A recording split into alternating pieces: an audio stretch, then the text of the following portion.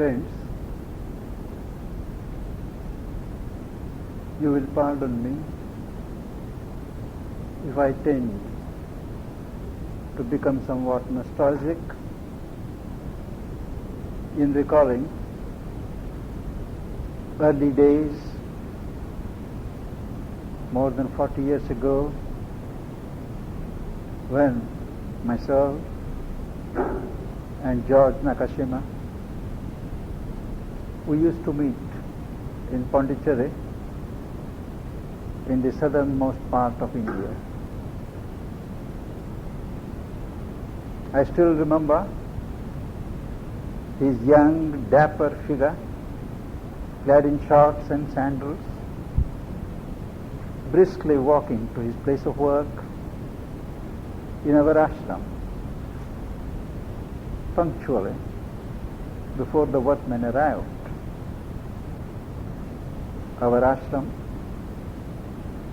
was at that time something unique in this, that though a spiritual institution devoted to the culturing of human consciousness into a divine consciousness, it paid the greatest importance to work, to life, to the values of life. Because the basic philosophy of Sri Aurobindo and the mother who have founded the ashram looks upon this world as a field of the evolution of a great consciousness doing its grades from the stone, from the mineral, up to God. And it is part of the scheme to achieve perfection, an optimum perfection, in every field of life, at every level, including material life. The contribution of our friend in this direction to our spiritual community is considerable. It was he who played a great part in the building of a unique guest house in that part of the world and giving a definite orientation to the dispositions of things and the style of the furniture that was being used. Mother had a great appreciation for his work, the spirit with which he worked. And I know personally that she had a very tender corner in her heart for him.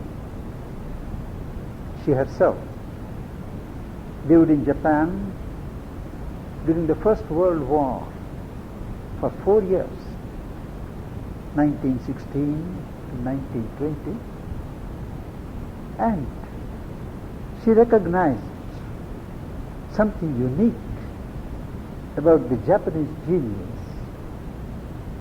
She said Japan represented at that time the aesthetic soul of the world. Each country has a specific contribution to make to the world progress. If you look back in history, you will find that Greece, ancient Greece, contributed remarkably to the development of the mental culture and the physical aesthesis for which the European civilization is known. Rome of that time contributed towards political organization, military power, the countries like Egypt and other Mediterranean countries contributed towards the occult knowledge. China towards the ethical strains in world culture. Japan has been notable for the aesthetic development. It contributed through its culture of flowers, architecture, social customs, and Mother had a warm admiration for this developed contribution of the Japanese people.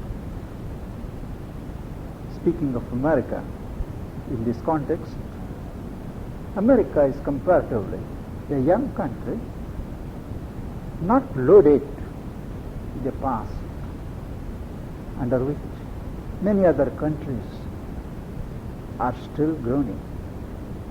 It is a young, robust people who have yet to find their real soul. Sri Aurobindo has studied the social development of man, the political development of humanity from the very early ages. In his two classic works, The Human Cycle and The Ideal of Human Unity, he had immense praise for the specific contribution that the West has made to the sum total of human progress in exploiting matter, what he called worshipping God in matter, and building the present technological civilization. What the West lacks, in a certain sense, is the spirit, the soul with which to activize this giant civilization. The mother, who was Sri Aurobindo's collaborator, who had an inkling and an insight into this development of group souls, just as individuals have souls, societies, countries also have what are called group souls, nation souls. And each nation soul represents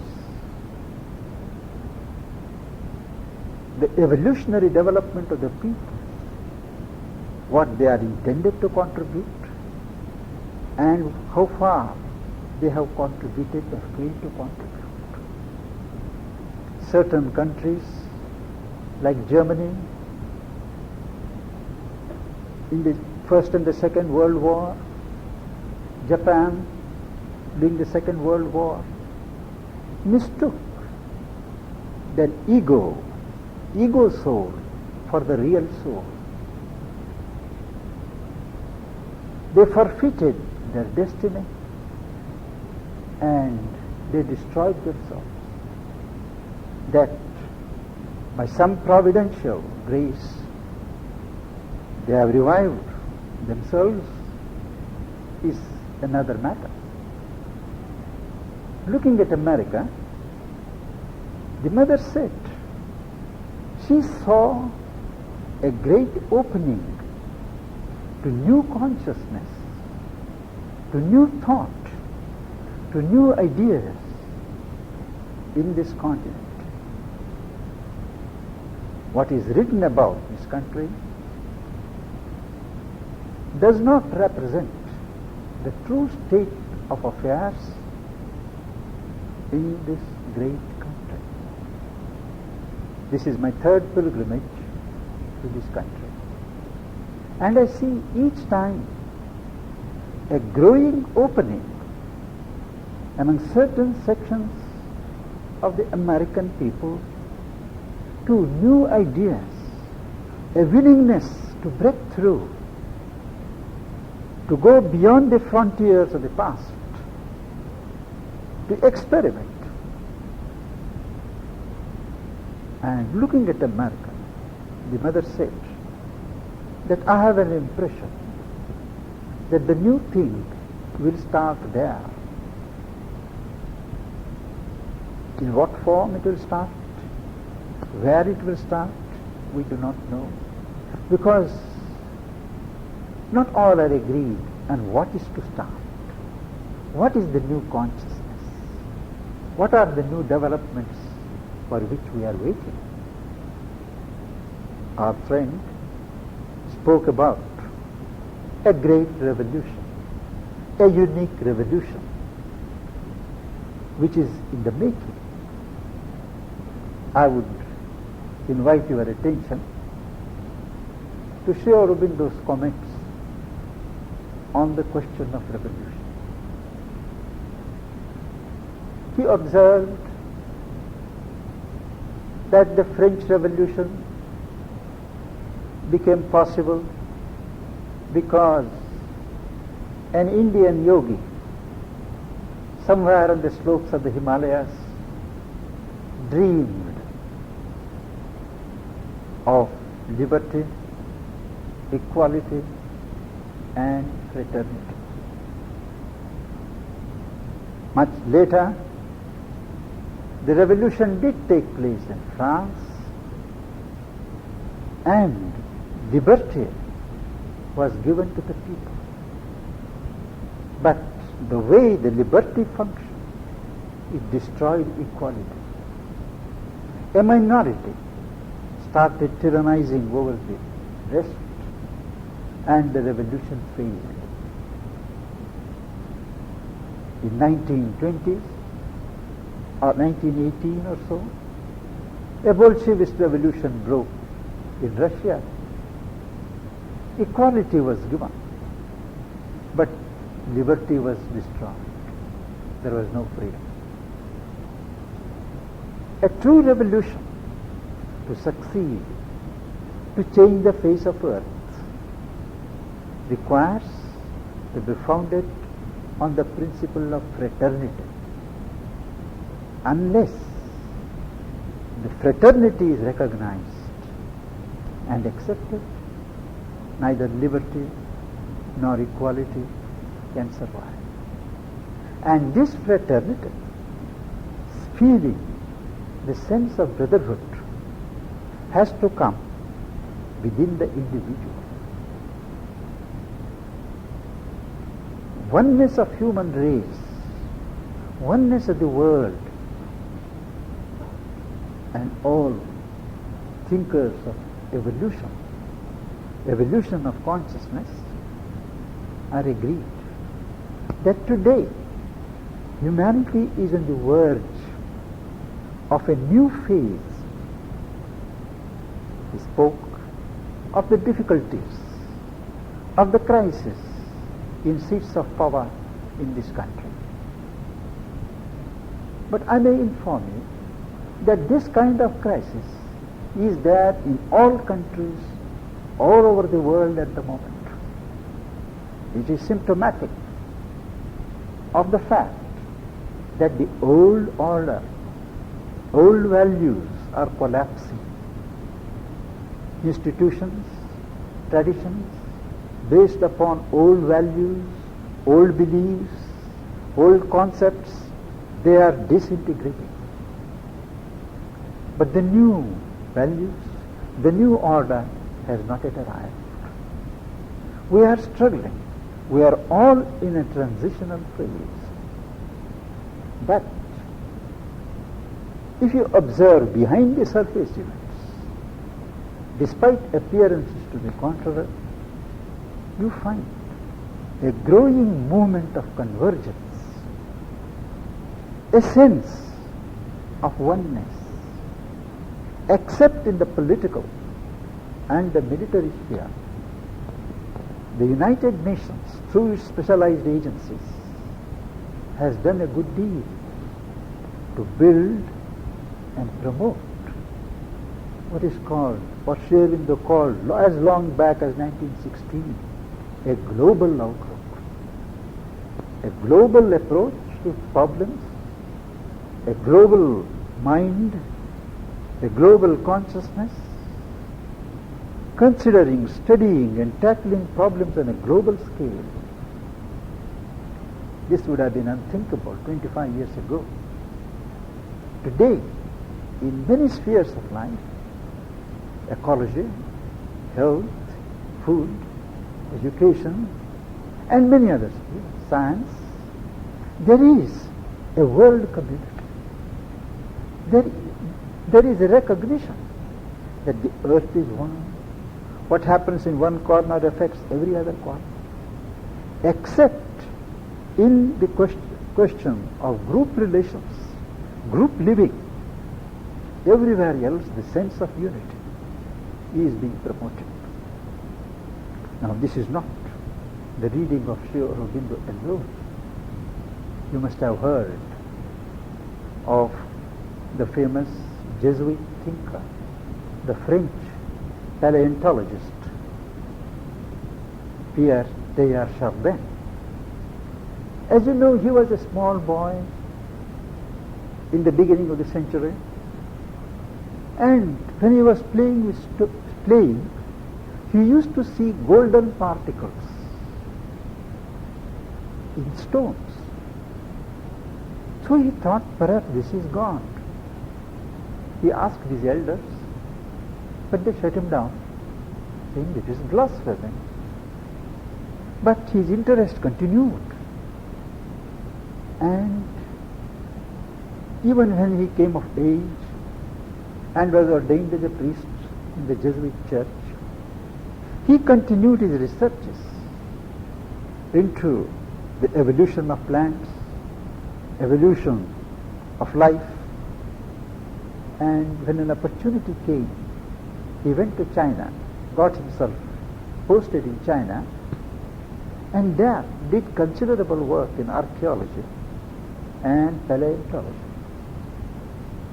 After he came back to France, he noted down his conclusions of his researches, but the higher authorities of the church frowned upon them and forbade him from publishing those things because they went against the dogmas of the church. He was very much pained, but his friends brought him to New York, and he spent the last 6 years of his life in this country, supported, encouraged by a number of friends. And after his death, somewhere in 1955 or 56, his works are being translated in English and being published all over. And his findings strangely corroborate Sri Aurobindo's philosophy of evolution, which was enunciated as early as 1914. The language is different, the approach is different, but the facts are the same. Chardin says that this world represents a scene of the evolution of a great consciousness that is divine, that is God. First, it formulates itself in the mineral, in the stone, and that we have got what is called the lithosphere. Gradually, there is an outbreak of life. The consciousness formulates itself as life, and we have the biosphere. Next, it takes the form of mind. We have the noosphere. And he says, the noosphere is now reached its omega point, that is its optimum point of development. And man is on the verge of taking a leap so that he becomes something more than man. And at this point of transition, he says, all humanity will become one. That is a condition. After that, man will find his fulfillment in what Chardin calls Christosphere, in the body of Christ.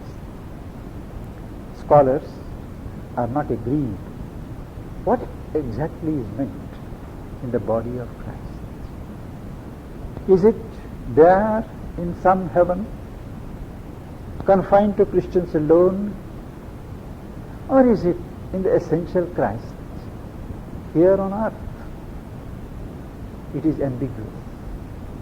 But Sri Aurobindo is unambiguous and emphatic on this, that man has to find his fulfillment here on earth in an integrated life in which the material, the life dynamism, the emotions, the soul, the mind, all these are to be integrated so that man evolves into something more than a man with a faculty of truth mind. At the moment we are functioning with the intellectual mind, but there is something more, higher than the intellect, which can give unerring knowledge, spontaneous knowledge. And with that faculty in the offing, humanity will turn a new page. The ideal of human unity will become a fact. But before man can become a superman, man has first to become a universal man. And that is where you and I, everyone who has an awakened conscience, has a part to play. Each one of us today is largely an individual man, concerned with his own interests, extended interests of his family members. But the time spirit is out to break this individual isolation. Experiments are going on all over the world to evolve new lifestyles of living, so that this friction between the individuals and individuals, between the individual and the society, is eliminated. Socialist experiments, communist experiments, and new other experiments are being tried with no encouraging results.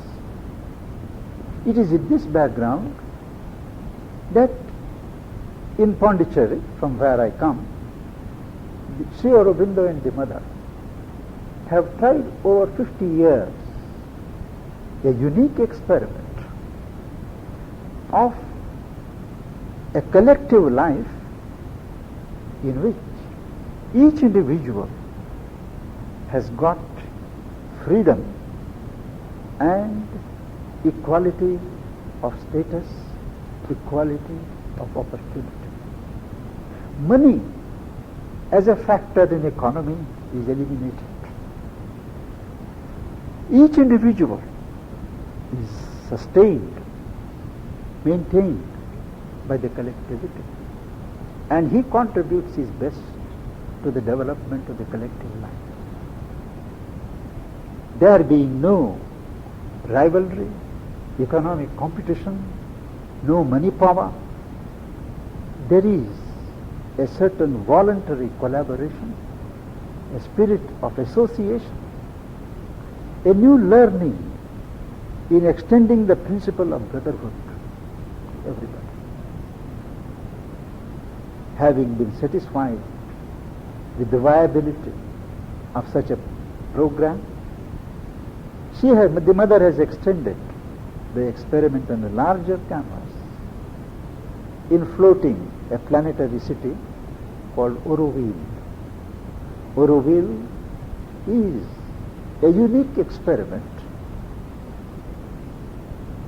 where about 50 arrangements are being made to receive 50,000 people from all parts of the world who are willing to cut off from their moorings in the past and join in this adventure of consciousness. the same principles of commonwealth, freedom and equality of opportunity, and untrammeled development of the individual in the background of a healthy society, transcending considerations of race, class, country. They are citizens of the world. We have so far about 500 people in Aurobindo from about 25 countries, each bringing the special contribution of his country in technology, in agriculture, in education, in art, and the various fields of life, and trying to evolve a new pattern of life. The experiment is now 10 years old, and you will be interested to know that this collectivity has no boss. They are governing themselves on a certain principle of consensus. The communities meet, exchange ideas, decide priorities, and work out their programs. Naturally, in such a pioneering experiment, there have been frictions, but they are teething troubles, and they are being contained. Study teams are being sent there from different countries, including the United Nations here, to see how far this could be an indication of a new pattern of society. We have yet to justify ourselves, but a beginning has been made, and considerable interest has been evinced by various governments, agencies, and there are certain bright prospects. It is certainly not intended that Aurobindo is going to be an isolated experiment. We have it on our program to project that concept, to project that experiment in different parts of the world, and have a number of Aurobindos.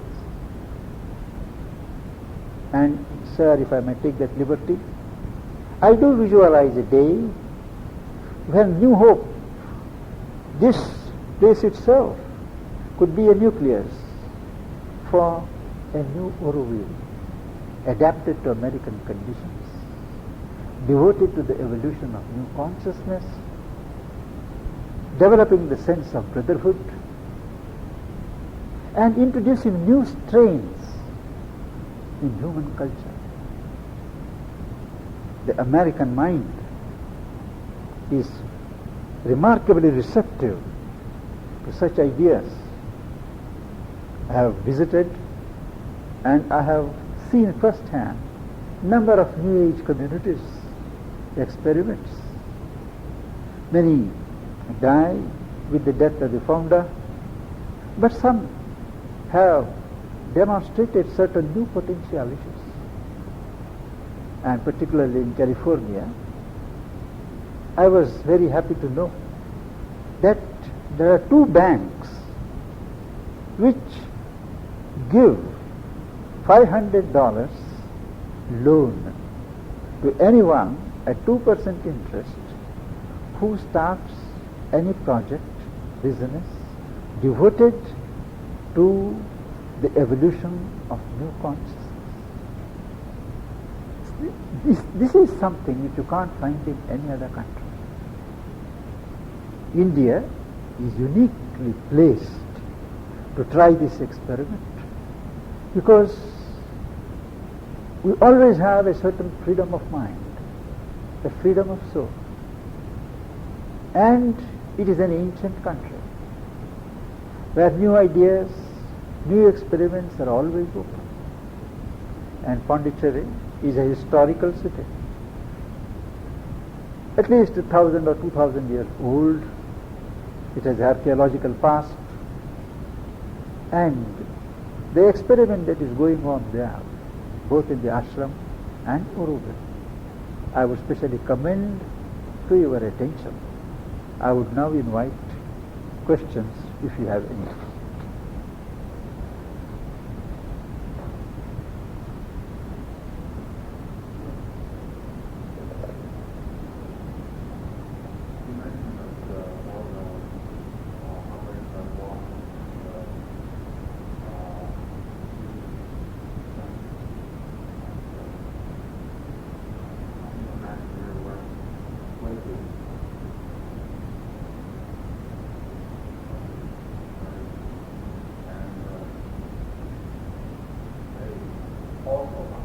Yes. I wonder if there's any difference, and I'm not quite the right one to notice with some of their organizations and they're very effective. The system is also very cumbersome. I wonder if you found any way around that. The procedure is somewhat similar, but the aim, the objective, is somewhat different. Here in Aurobindo, the aim is to develop a society governed on new principles of world unity, oneness of race, and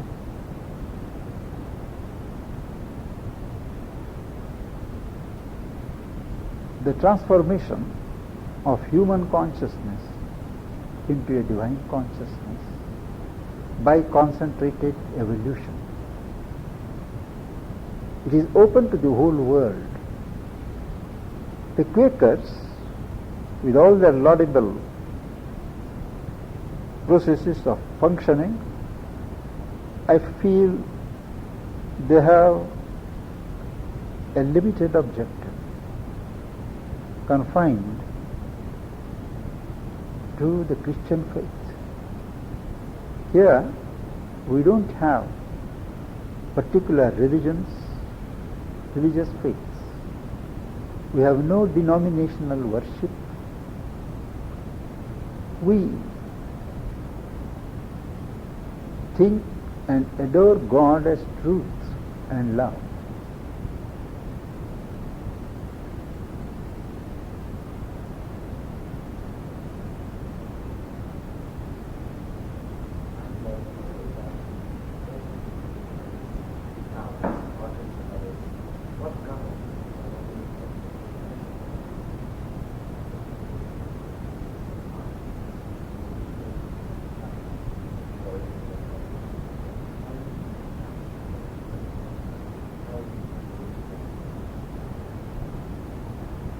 Individuals are given freedom to develop and work out their talents, and in the beginning it is true what you say, that a genuinely gifted artist and a pseudo artist would claim the same privileges or opportunities. They are given, but quality tells. There is what is you may call a certain social opinion which sifts things, and people realize that it won't work. There being no economic return for all this work. There is no economic return. An artist producing works of art, a technician developing certain products, he doesn't get paid. He is only maintained. He does it for the joy of doing, the joy of work, creative work, contributing to the collective development. And what he produces is used for getting resources for the collectivity. Within Aurobindo, there is no money. The use of money is not there within Aurobindo. But in transactions with the outside world, necessarily, whatever we produce and export, we get money for it, with which we buy things, have it in a central pool, and then allocate according to the needs of each settlement.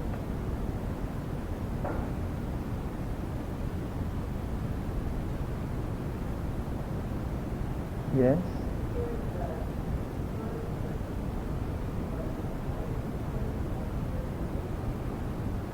Aurobindo has been somehow started in what was practically a barren area, neglected tracts, thousands of acres, no water, no electricity. So it has been hard. But now within the last 11 years, we are producing, by way of farming, fruits, about 1/3 of our needs. We have also small industries based on agriculture, what we call the agro-industries. And the rest of our needs comes from donations and gifts from all over the world. It is certainly not intended to live on charity for all the time. But new things are coming up. There are only 500 people with 2,000 acres at the moment. It is intended to acquire about 11,000 acres. And as the people increase, production develops, we want to have a self-supporting economy. But we don't intend to have an isolated community. We want to have interchange with the outside world, have coordination with similar ventures outside in the world, and keep a window always open. It is not intended to be a kind of self-sufficient economy. It will be a growing economy, always needing some kind of support and buttressing from the outside world, and that is coming in plenty.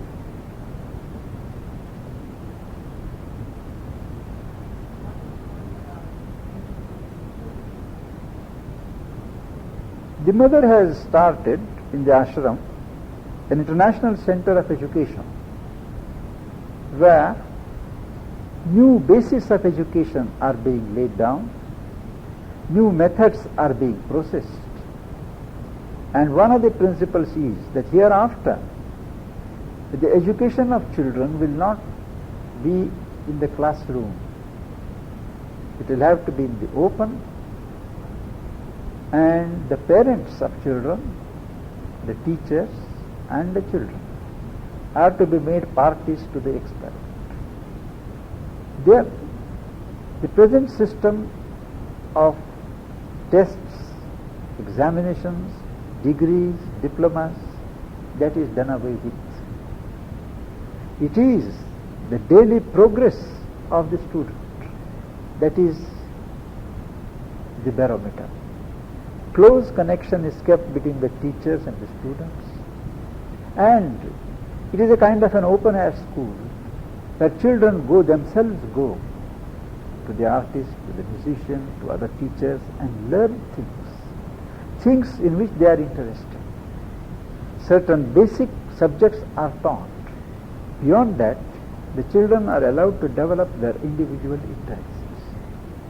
So the aim is not to fit children into money-earning individuals, but to develop their full inner potential. Number of educationists from all over the world who are lost confidence in the old standards, traditions, they are come there and they are experimenting on many lines. To emphasize the role of UNO in bringing about oneness, from the past history, has there been a period in history when the politicians have brought about this kind of oneness. I do not want to suggest that I am a harbinger of skepticism. Not only as a political scientist, trying to pose a question, also from the philosophical standpoint of Sri Aurobindo, what is the core of the philosophy of Aurobindo, which will give the individual spiritual growth, that they will automatically think of oneness or unity of existence. Is there any? Yes. How does it come? Yes.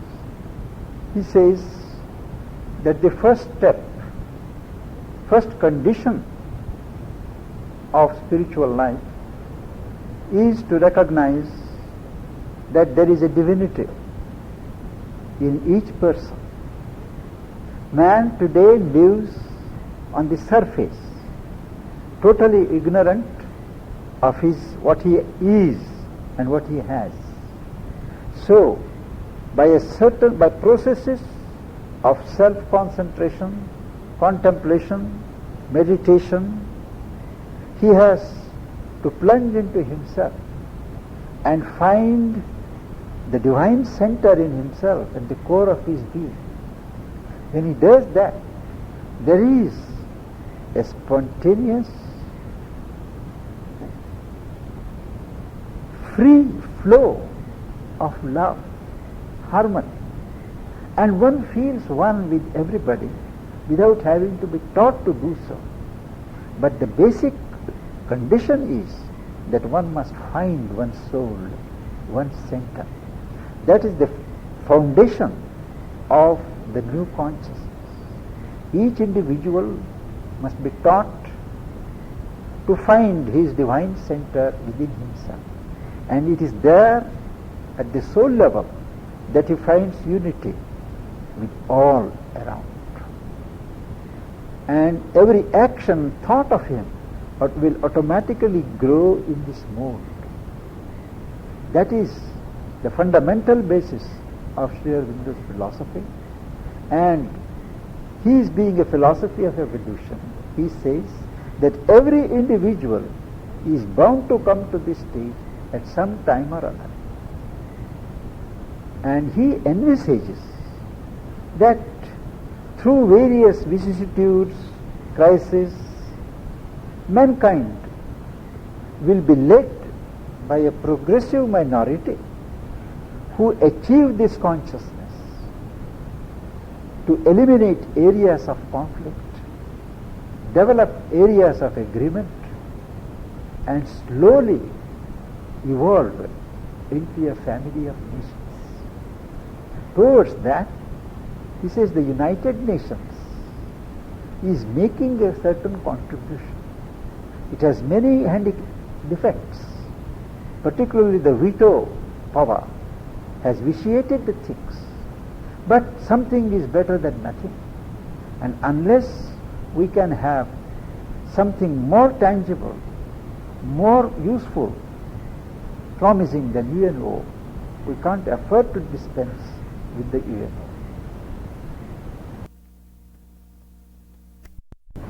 He wanted to put up a, people have probably heard of Nizam, who I think was the second wealthiest man in the world. And the Nizam, Sir Akbar's son was not a little bit of a roue, like wealthy Indians were. He was married to a French woman, and but he used to come to the ashram. I think it did him a great deal of good. He used to come to see me. We used to spend evenings together. I think it's better to choose the help that ashram tended his son. He gave the money for this building, which is still the main building in ashram. The reasons for being there were extremely varied. I think some just wanted to be there because possibly they couldn't make a living another way. There was no question of money, as Sri Pandit mentioned. If you were once accepted and if your motives were sincere, you could live in ashram, no questioning of money. You didn't have to bring in anything, you didn't have to pay anything once you're there. You were completely taken care of. How it really functioned is kind of a mystery, I think, but to many people, but it was through the spirit of the mother. I know that certain people gave large sums, certain people gave very little. But it was continued on that basis. There was a faith in that. It was quite remarkable. And this was from people all over the world. I think in the beginning mostly Indians. But when I was there, the interest in this country was just beginning. Indian thinking, especially Aurobindo. There were only 3 Americans in ashram at that time. I think he was Dane, and he traveled around the world many times. I think he was a man of a certain amount of wealth. But the reason he traveled around the world was he was trying to find out who he was.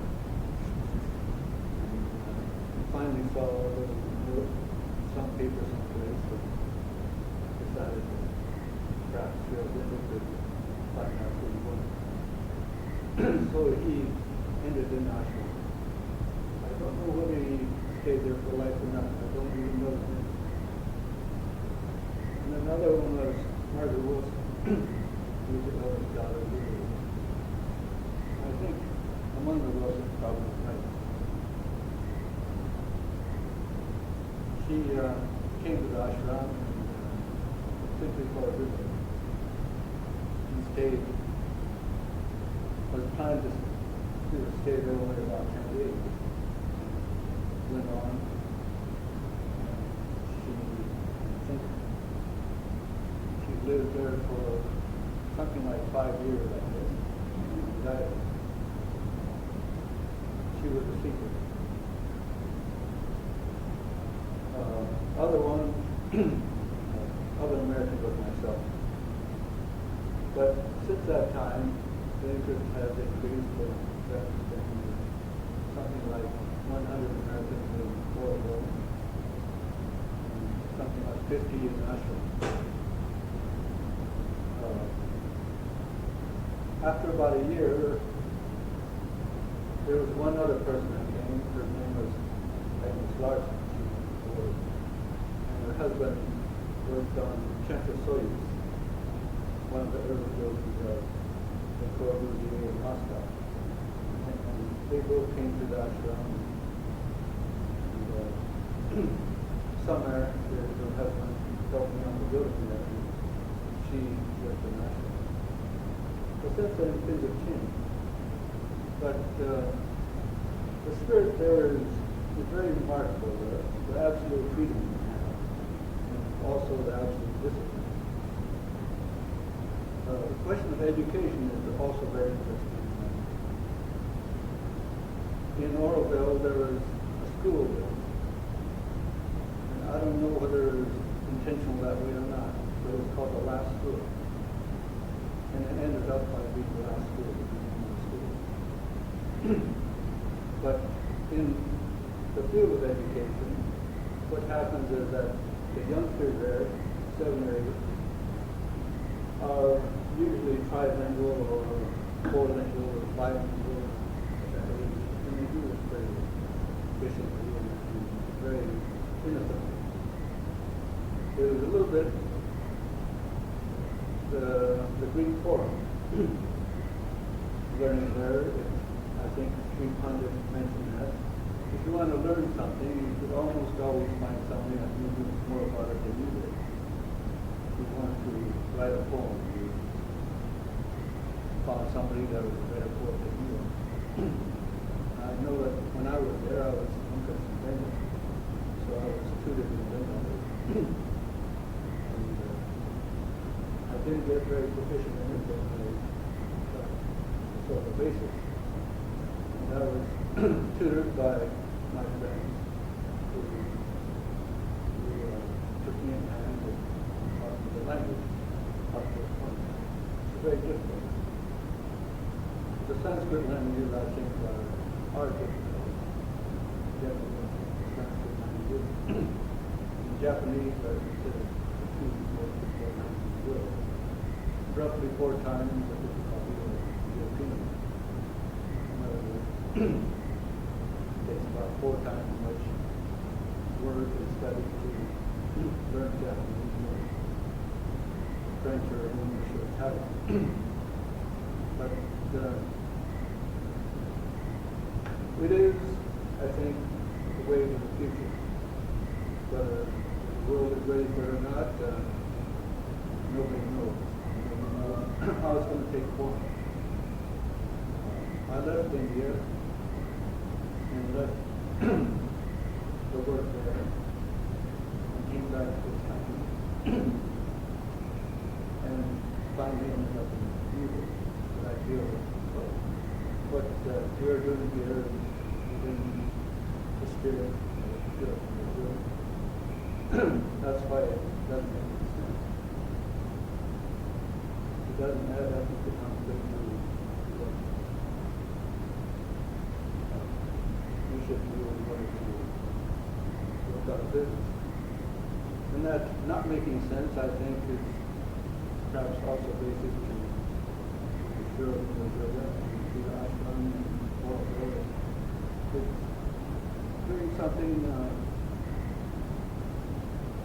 perhaps from the very core of things. I think any great endeavor is not a question of putting 2 and 2 together, but it's a question of basic soul. I think that's why the 13th century in Europe produced such great things.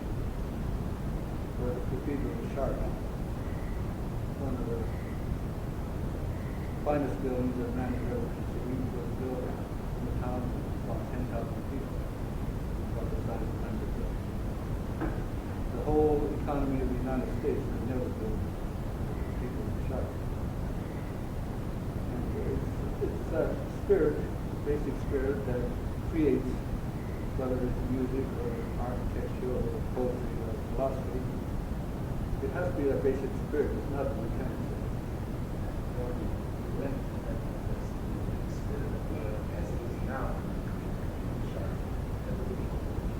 Oh yeah. Yeah, definitely. I mean, that's, I think, what we're all striving for and what we're hoping for. But we have to, first of all, devote ourselves to a spirit, a divine spirit that can produce all of these things. It cannot be produced by man. And I think one of the basic tenets of Aurobindo is this question of yoga. I mean, of ego. One has to denounce one's ego in order to do it. I was going to ask that question before. Incredible individuals that we have in our civilization. It's vibration and concept of man.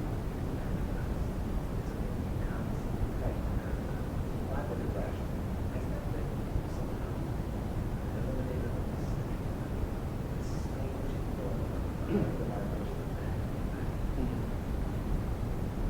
think it has. Would you Yeah. say so, Sripad? It has. It has been almost eliminated.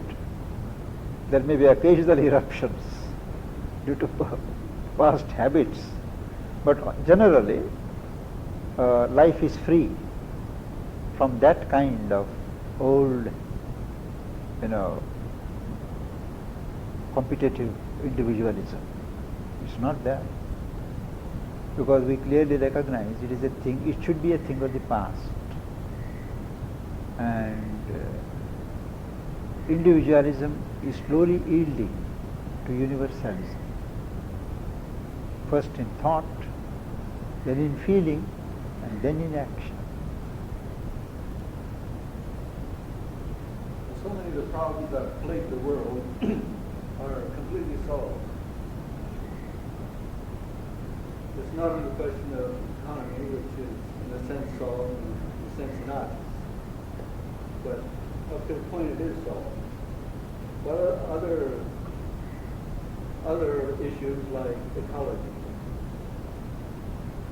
I think the whole mechanics of ashram is now 2,000 people, and 400 to 500 people in Aurobindo, probably operates on a 5-gallon can of gas. I don't think it's much more than that. There's a question of saving natural resources long before it became a problem. This was in 1931. And every little scrap of material was treasured. If a crate came in, something in it, and the crate was opened, every nail was taken out of the board, straightened, and reused. And I know that we got a shipment of cement for our building. And it got damaged and it seemed to be useless. I think it was going to be thrown out, and that's the end of it. But of course, one thing is that there wasn't a question of high labor. The long rows of men would sit down and break up these clods of cement into a reusable form. And there's always that sense of not wasting it. The question of the population was entirely taken care of. Because although the ashram itself is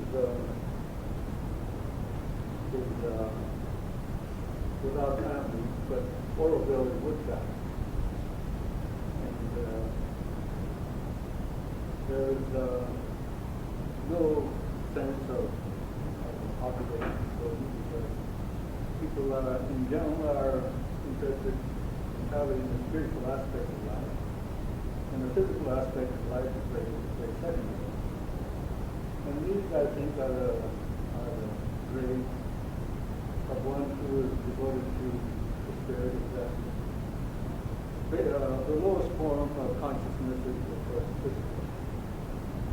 And then the second stage of consciousness is mental.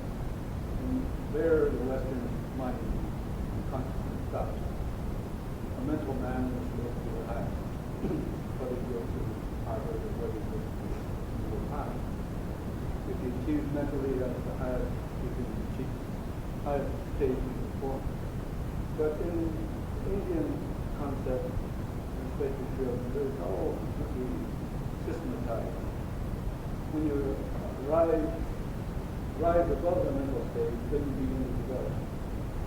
And then there are so many stages above the mental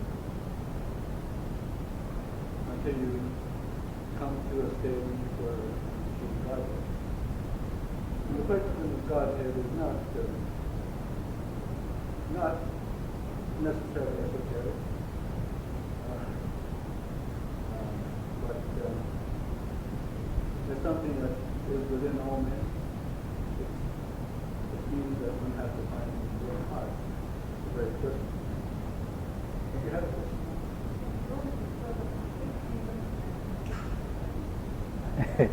Well,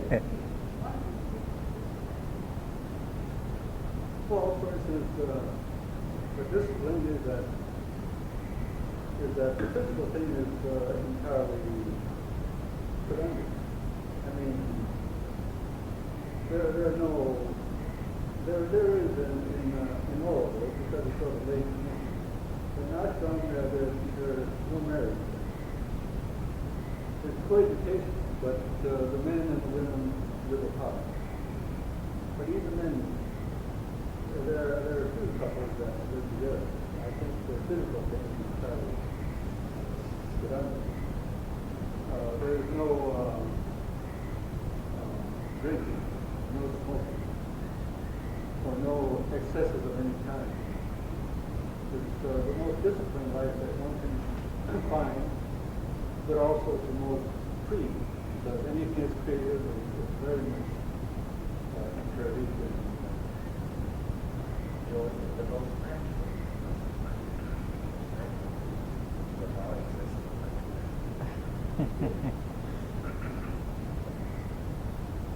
What role is the mother by mass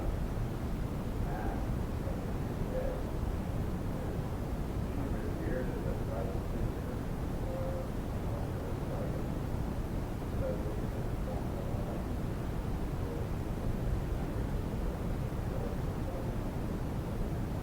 Well, she's very much alive, just as Aurobindo is. Aurobindo has been married for died in 1950, is that correct? Yeah. And mother died in 1972. They're very much alive. Their beer, one feels proud of their parents. And it's, I just got a letter from one of my friends in London.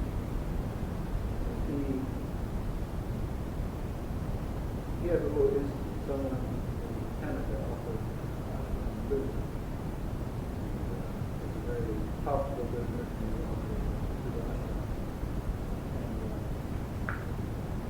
he said that he implied that he did not have a company. And he asked if he would come take care of the etc. So he said he couldn't come because he had to travel. So they sent him money to make the trip. And then the decision that determined Idar's coming was that some time back, one of the men was named George, actually. Is he a grandson, George? No, he's the husband of mother's granddaughter. Well, the mother, incidentally, is French,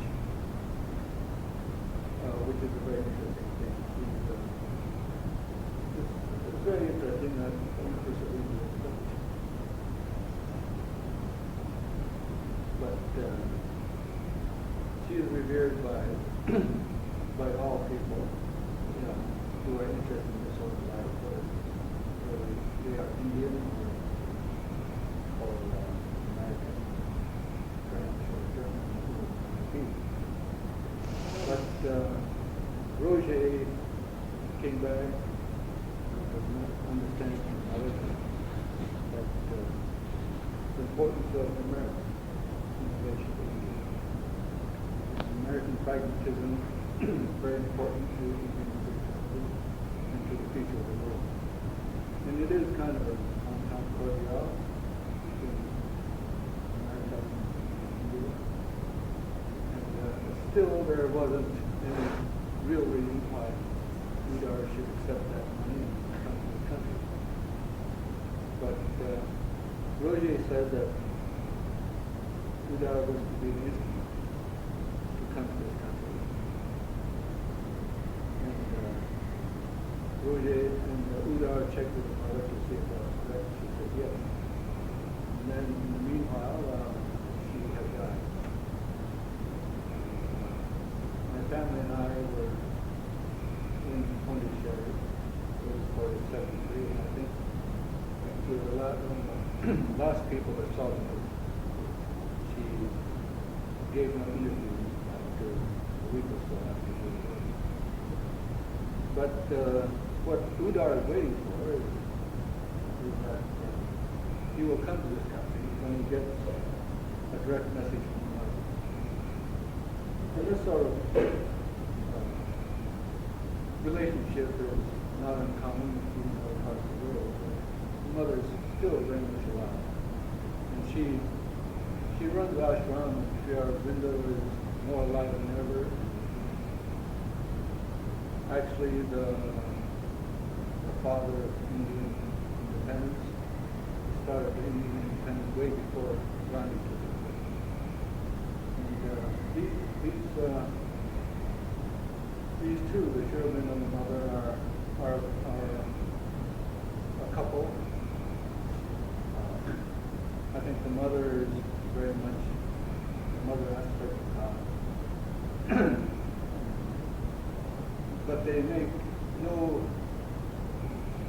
intention or no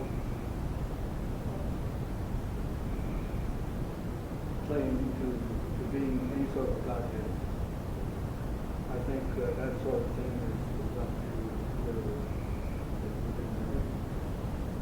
but yes, good.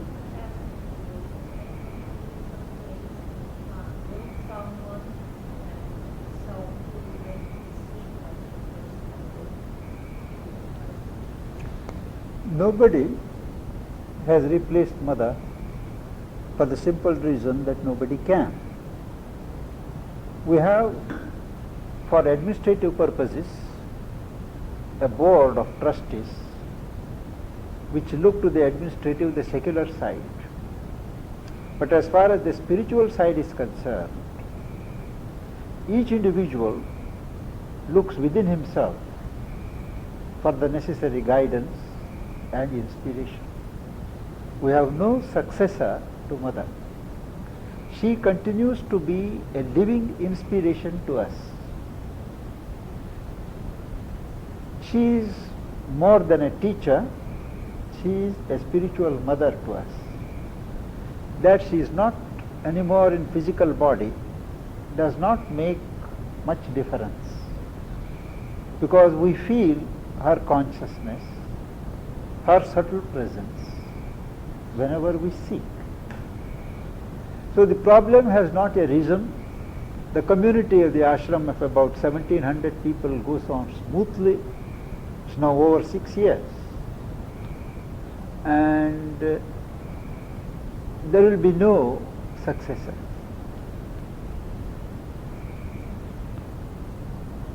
At least a spiritual community should be able to govern itself without having somebody at the top. They have given a start and a push. Now it is for us to justify the faith that she has placed in man. One last question. Yes. This evolutional spirit referred to as that. Is that the formal guidance for the individual process? Individuals The teaching is there. About 30,000 pages have been written both by Mother and Sri Aurobindo, anticipating every conceivable situation in the form of answers to questions, in the form of treatises, and there is plenty of guidance on how to proceed, each situation how to handle, and we don't feel the necessity of any day-to-day guidance from anyone. As we practice what is laid down, we ourselves can feel what is to be done next. It is a question of developing sensitivity and sincerity. Usually, we ask people to try that life for a year or so without committing themselves. And it is only when they are satisfied that there is a reasonable prospect of his continuing and making a success of his life that we allow him to continue.